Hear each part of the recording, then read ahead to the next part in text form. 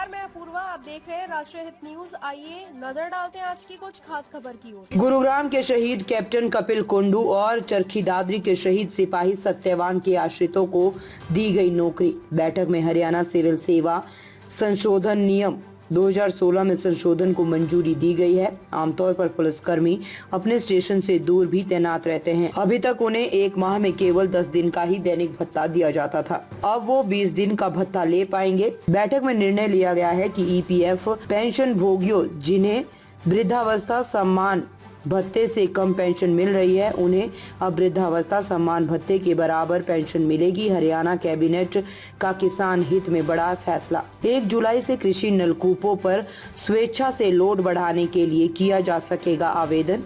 इच्छुक किसान अपने नलकूपों का लोड बढ़ाने के लिए 1 जुलाई से 15 जुलाई 2024 तक पोर्टल पर कर सकते हैं आवेदन।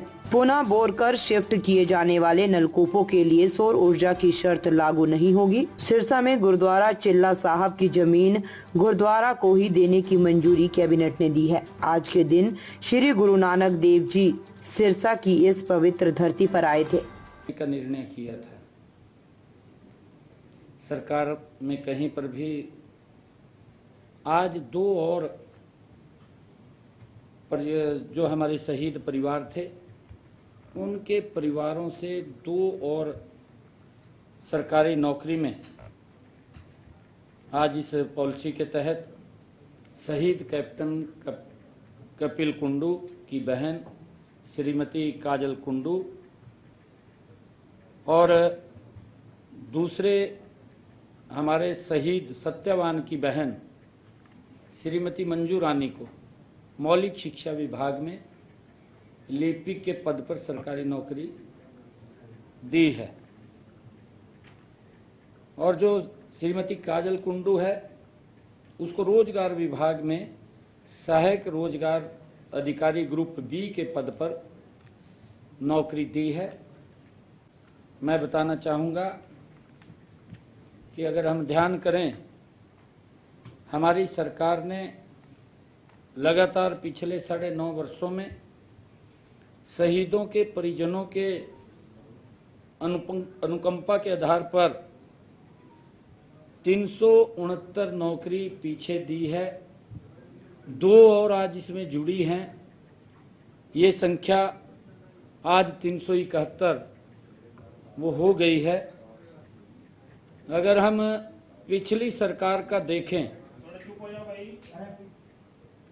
पिछली सरकार में मैं बताना चाहूँगा कि 10 सालों के कार्यकाल में 2014 से पहले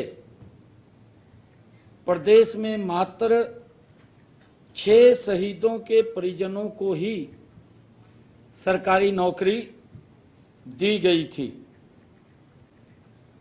आज हमने इन दोनों मामलों में नियमों में छूट देते हुए सरकारी नौकरी देने के लिए स्वीकृति प्रदान की है, जो फर्स्ट एजेंडा था।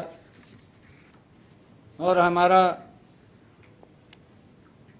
इस एजेंडे के अंदर जो हमारे सशस्त्र बलों और केंद्रीय सशस्त्र पुलिस बल युद्ध हताहतों के परिवारों के सदस्य के लिए नीति 2023 बनाई थी। कैबिनेट में आज ये भी एजेंडा आया और उसको स्वीकृति प्रदान की गई। अब इसका नाम बदल करके वीर शहीद सम्मान योजना, वीर शहीद सम्मान योजना अब इसकी स्वीकृति प्रदान की गई है। इस नाम से इस योजना को जाना जाएगा। और हमारा जो एक और एजेंडा था, जो हमारे स्टाम्प विक्रेता थे, आजकल ई स्टाम्प हम ले लेते हैं, कंप्यूटर से स्टाम्प आ जाता है, और 10,000 रुपए के स्टाम्प की पावर हमारे वेंडर्स को थी। और अब वो 10,000 की पावर खत्म कर दी है। इसके कारण से उनके रोजगार के ऊपर भी संकट खड़ा हो गया था। आज कैबिनेट ने ये फैसला लिया कि उस 10,000 को बढ़ा करके 20,000 रुपया हमने कर दिया है, जिससे जो प्रभावित हमारे स्टाम्प वेंडर्स थे उनका रोजगार प्रभावित ना हो, उसको लेकर के इसको बढ़ाने का भी आज स्वीकृति मंजूरी दी गई है।